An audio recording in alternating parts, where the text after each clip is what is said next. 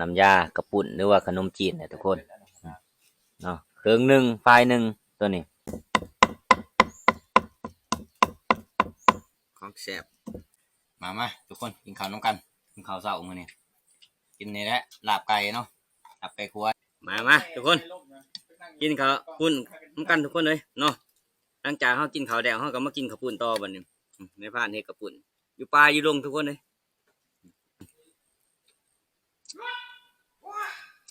กินหอดผ่านหม้องเด้โอ้มาแล้วผู้ดีว่ะกำลังจมไว้กินข้าวปุ้นกินหอดผ่านหม้องมาแล้วทุกคนข่อยในบ่อนนั่นน่ะเล็บมันอยู่คุกหันหางตาดกงโหดว่าหมู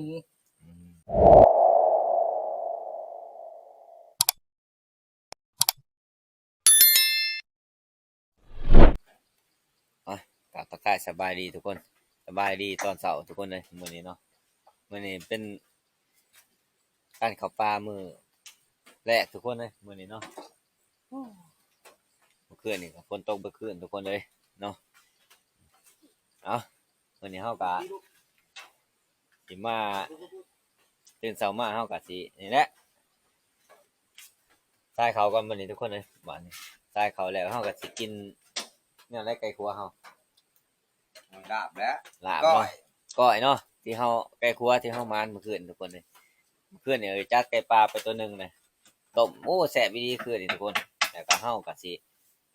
มาลาบไก่ครัวอีกมื้อนี้มาเบิ่งฮึกรีเนาะเสียวเนาะว่าเบิ่งกะคักว่าของกูแต่ว่านี่เสียวซะเงี้ยก็ของมึงแล้วกูจะมาบอกมึงว่าล่ะ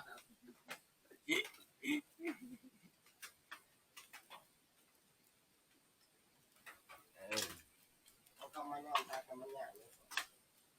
หมดหยังบ่รวมบ่หลายแต่ให้ผ่าน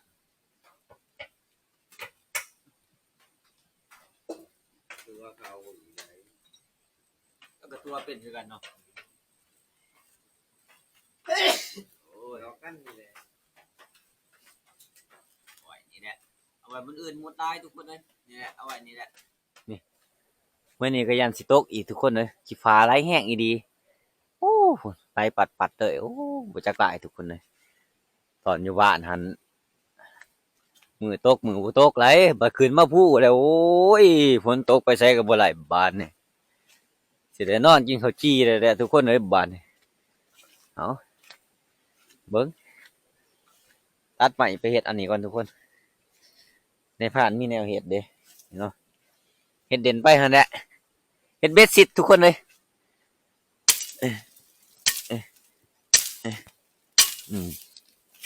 นี่คุยไหล2คันเลยทุกคน2คันเลยโอ้โคตรกว่าคันนี่เฮ็ดเบ็ดซิดต้นทุกคนเลยบัดนี้เล็กน้อยเขามีบ่เด้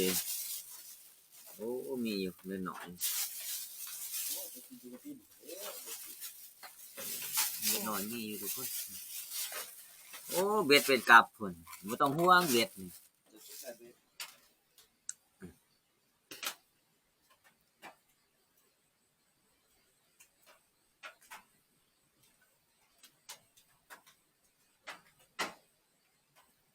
เส้นมัน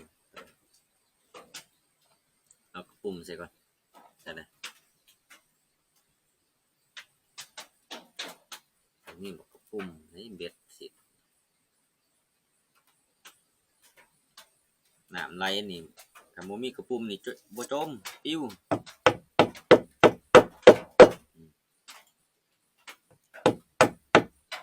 ปุ่มก็หาสบายนะดูกระบังใส่เลยโอ้ยยังตกลง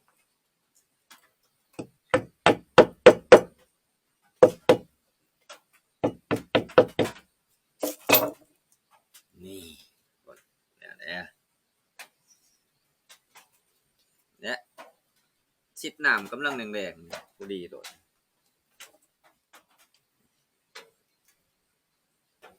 ถอยมัน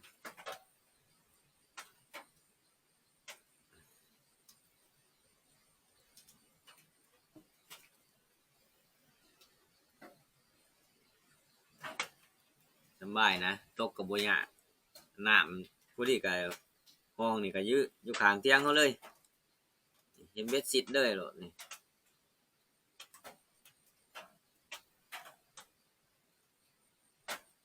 ไปสิหัวใหญ่นี่แห้งที่ถือกนี่พะเอ้ย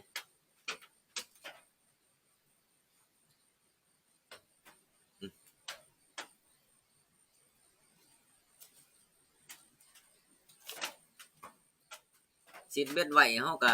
อันนั้นเฮาก็เฮ็ดก้อยไก่ท้าซามมันกินเนาะมันกินเฮาก็ไปดึงเบ็ดขึ้น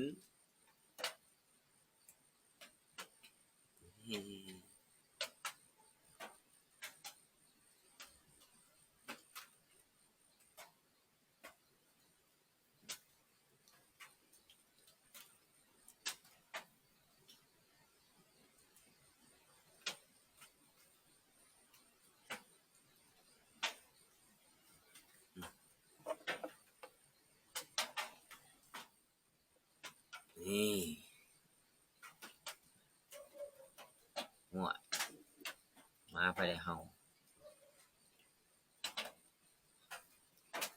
โอ้ฝนตกเขื่อนในป่าคือสิลงตอนแถวบ้านว่ะลอยเอา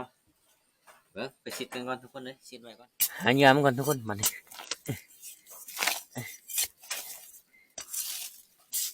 โอ้มีอีกบ่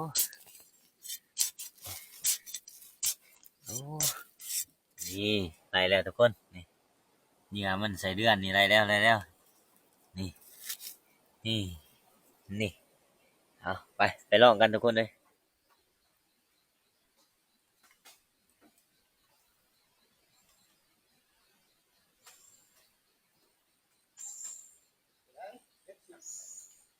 เนี่ยกำลังจะลงชิดนี่ในผ่านเลยไปหามาเหยื่อกำลังไปหาเหยื่อมาไหลองค์นึง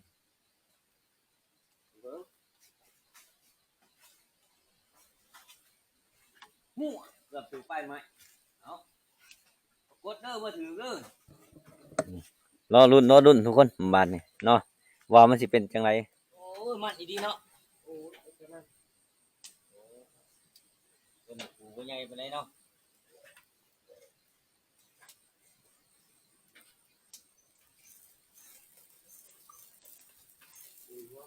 มัดอะไรเนาะ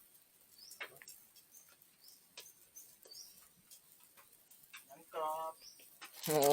เอามีกูดไอเดียใหม่ทุกคนเอ้ยบาดนี่ทีมงานเพิ่นว่าอยากกินกระปุ้นนี่เนาะหรือว่านมจีนนั่นแหละก็เลยสินี่แหละไก่เฮาก็เฮ็ดน้ำยาเครื่องนึงเนาะเฮ็ดกินเช้าเฮาเครื่องนึงทุกคนเลยเอาซีดเบ็ดก็เลยประคอกังตัวนึงบางนึงนะแต่ไว้ก่อนยังสะดวกนี่แหละเอาเครื่องโลทุกคนเลยบ่หลายเนาะ4คนตัวกินเบิดนี่ก็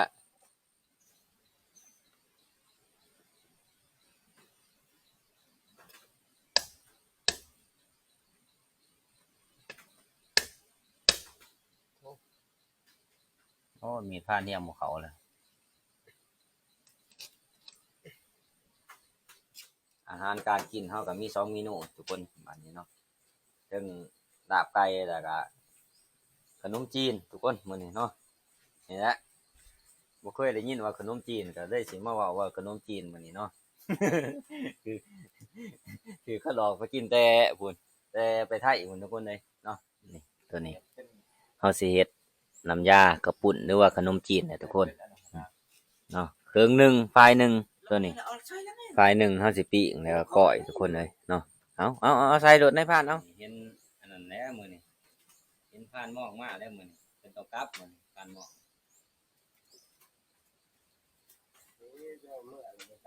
บ่ได้มื้อปีนไก่ตัวเดียวกับ2คนคุกไม่หีบ อยากกินข้าวแห้งปลามันสุกแต่ว่าปรมีซอยกัน แต่ใจห่อนกว่าไผ่ โอ้ยเอาขาไปใส่น้ำยาปุ่นกันทุกคนเลยมันโอ้ยขาใช้แต่มันบ่มีหัวเลยในผ่านมีแต่ดวงนี่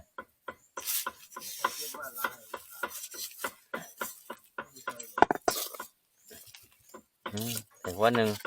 พอดีเอาหัวเดียวพอตัวนี้ปูไว้ขึ้นตัวนี้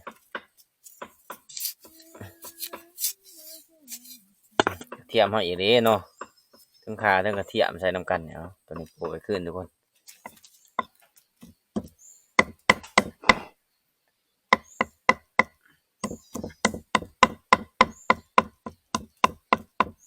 ของแซ่บ มีแบบพักแบบสีกนะโมย สองระบบ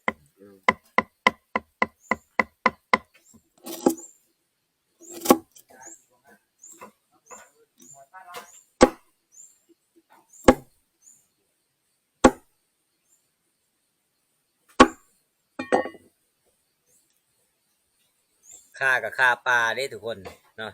ค่าน้อยค่าปลานี่แหละอยู่ใกล้ๆนี่อยู่ลงกระเล่านี่ทุกคนเลยเนาะเดี๋ยวมีโอกาสเที่ยวหน้าก็สิเอามาปลูกไว้ใหม่ทุกคนนี่ค่า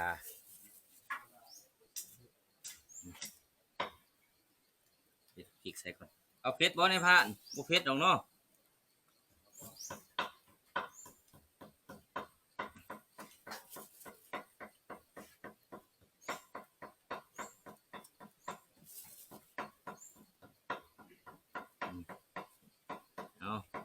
อยู่เฮือนอยู่ซ่านก็มีแต่เมียเฮ็ดให้กินทุกคนเลยมันอยู่ป่าเฮ็ดกินเองเด้บัดนี้เนาะ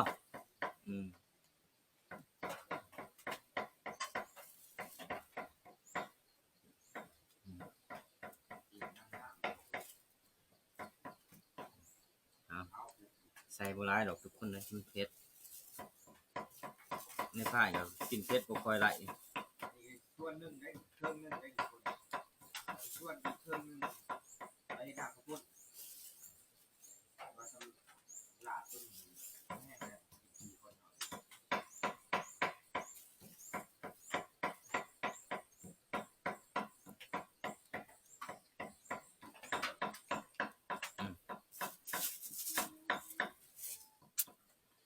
ยังบ่ทันเป็นดอกตักมาเลยหอมเลยแดงด่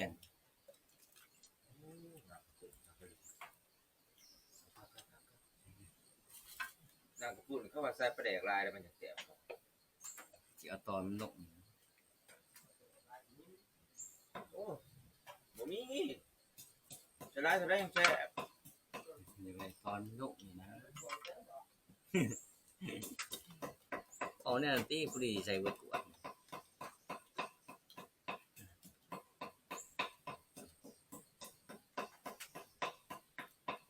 ป้าช่วงมันน้ำคอนหั่นนี้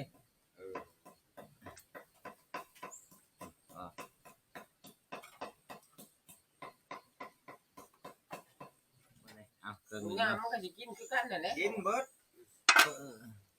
หัวมันได้ในพัก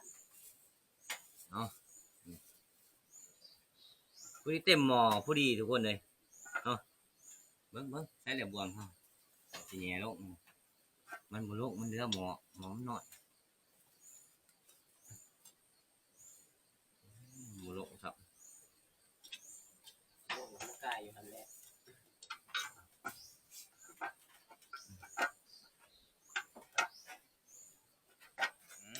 โอ้เรียบร้อยแล้วบาทนี่โอ้น่ากินว่ะ คักไต อืมเอาพริกดิบลงมาก่อนบานนี่เอากันอำลำหน่อยแล้วนี่มะเขือก็มีนี่เพราะว่ามีแต่บักพริกมีหอมบักเขือนํเอ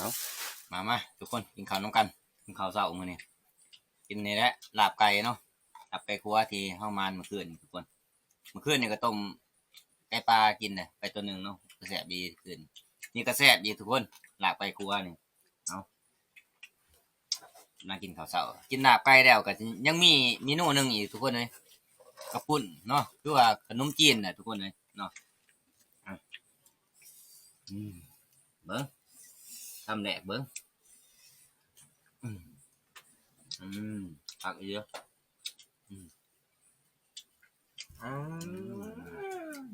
มีพริกน้ำอีก ตัวผิดเราไป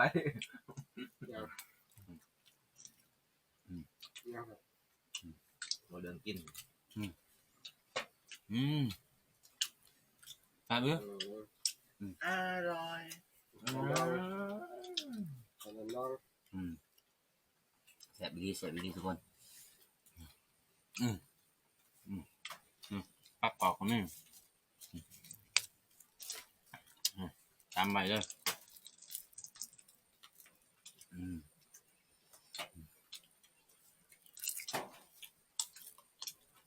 ไปใช้บ่ไรก็แต่ว่าจะได้ไก่2 ตัวเนาะแซ่บดีผ่านเลี้ยงเห็ดกินคักเด้อแซ่บถึงใจดีทุกคนเลย ต้นน้ำมียังครับพี่ล่ะ ต้มน้ำลวกข้าวปุ้นเฮา บ้านกับปูย่องเฮาย่องแล้วย่องอีกย่องเฮาเฮ็ดกินแฉะบ้านกับปู บ่ได้ว่าเหยอกนะนี่อีดีมันแซ่บอีดีบ่จะผ่านกับปูแต่ข่อยก็ยังเหยอก เอาว่ะ พ่อก่อนกินข้าวบัดนี้ทุกคน เอาไว้กินข้าวปุ้นต่อเนาะเชื่อไว้มันเย็นก่อนมันจะสิสีกง่าย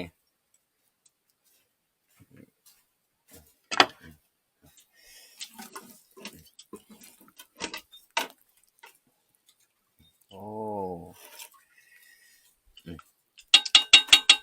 พอดีเต็มหม้อพอดี4 คนพอดีกินสิลายแต่บ่มีน้ำมันทุกคนเลยเนาะเอาเฮ็ดไปหั่นแหละเพื่อนว่าได้ซื้อขึ้นมาแล้วก็ได้เฮ็ดเนาะผ่านเที่ยงเพิ่นซื้อทุกคนซื้อขึ้นมาโลนึงเฮ็ดเครื่องโลอะไรก็สิไว้ตำบักหุ่งอีกเครื่องโลเนาะและเวลามาเมื่อยๆมันก็กินมันก็เช้าเมื่อยทุกคนโอ้พกก็หน่อยดิหน่อยนึงพกจังเลยนี่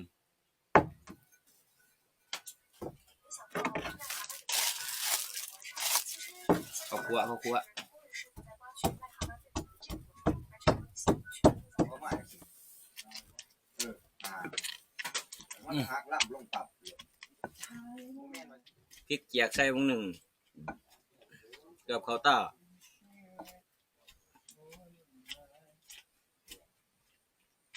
พริกเขาสิเอาไว้ก่อนเนาะเนี่ยเขาก็สิสีกเนื้อ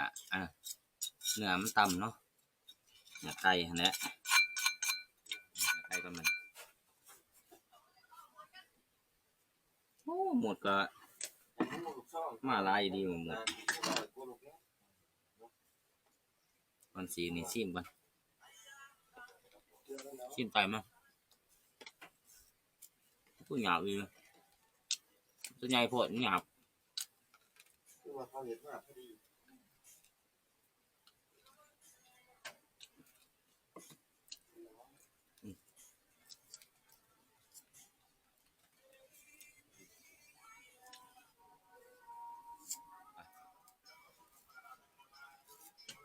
เอาตัวนี้แล้วมีปู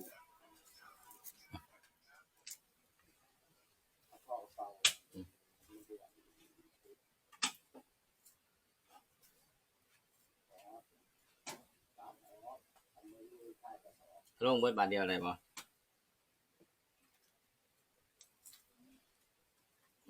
โอ้บอกไกลายเนาะดึงออกเอามาในพานอันนั้นก็จะตั้มครับ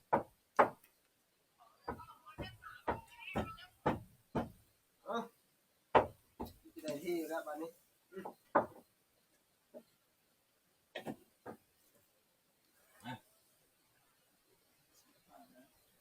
โอ้ย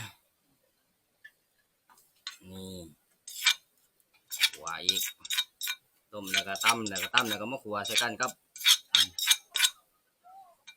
กระเทียมเฮา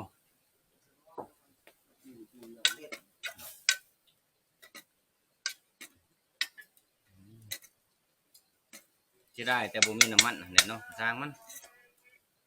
กับน้ำตาล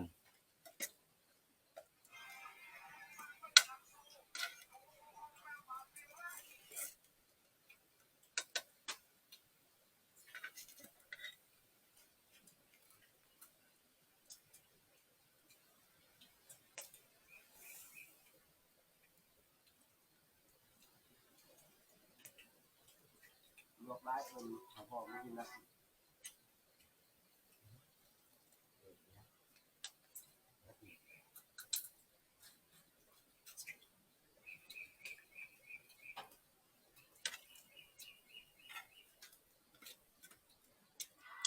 โอ้เกือบหัวโอ้ยยังไม่ได้กินเอา อืมนี่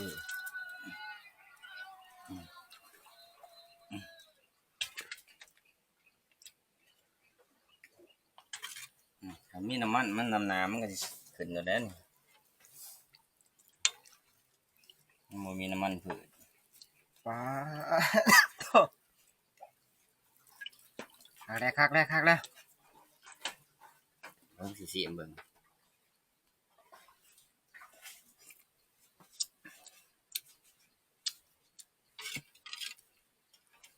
เป็นได้แต่ว่าปรุงเพิ่มอย่างน้อยเนาะ พอดี พอดีแล้วบ่ อืม โอ้มีน้ำหนาเฉย ให้เข้มๆไปนิดจังหน่อยเพื่อใส่ปุ่น ยิ้มอยู่ ยังอิ่มอยู่โอ้บ่ดียังอิ่มอยู่เอาตัวใหญ่ๆเด้ย คักจะได้เนื้อกับเนื้อไก่ครัว เป็นครั้งแรกเลย ครั้งแรกในชีวิตได้กินน้ำยาไก่เนื้อไก่ครัวนี่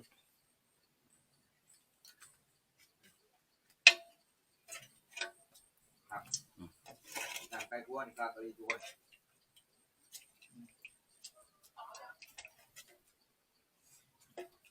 อืม แจกพันสองแผ่นกิน เอา ที่แหลกพยายามแหวเพิ่น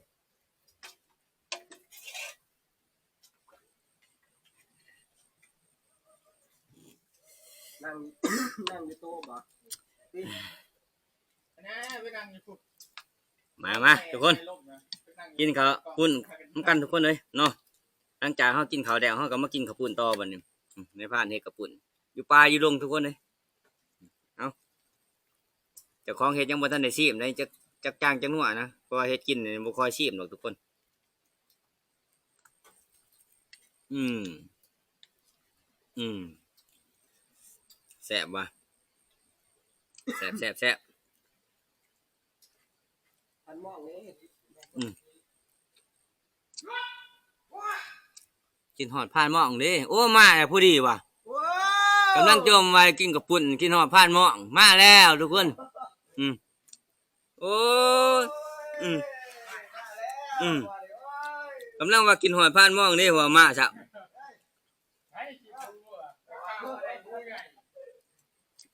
ในบ่อนนั่นน่ะแลบมันอยู่คุกหัน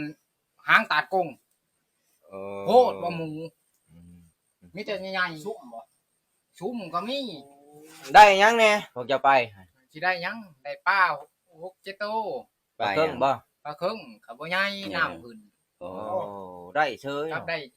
กีฬาข้อเหลืองอะไรค่อยๆยิงได้ครับ อีลาเขาเรืองใหญ่ซำไหนคักเนาะ ซ้ำนี่แหละพอดี15คือ ทั้งเจ้ามามื้อนี่มื้อนี่เจ้าสิอยู่น้ำข่อยบ่หรือเจ้าสิมื้อเลย มีหันสิเมื่อพอเฒ่าเชีย เขาได้อีก เฒ่าใช้ พอ อี เฒ่าก ข่าว เสียแหละ เชียว่าคืนนี้นะตอนเช้ามุ อ๋อบ่เฒ่าพี่น้องทั้งเมียเสียโตเมื่อบัดนี้ เขาคิดว่าเจ้าสิมาแวนี่ เขา เนาะ คิดว่า แต่เราบ่ เจ้าสิอยู่น้ำข่อย โอ้ถามว่าเชียมันก็อยู่เนี่ยก็เสร็จมาบอก ห่วยกินละแม่กระปุ้นหั่นแนวเจะมักแต่ว่า ถ้วยแก้ว โอ้ย ลาบถ้วยใหญ่มาติ ไก่ก็กินเบิดปลาเลยป้งก็ไม่ นี่ ยั ยัง ง เหลือ ซัก ลาบ หั่น ไก่ ป้งกันโอ้ยตายเลยแหละดิ โอ้ย ย่านขอป้าบ่นี่ เบิ่งป้าตัวหนึง บ้านเด้อหนึง ปลา ว่าตัวนี้บ่ปั่นกันแล้ว มีบ่ปรากฏนี่ หางแดง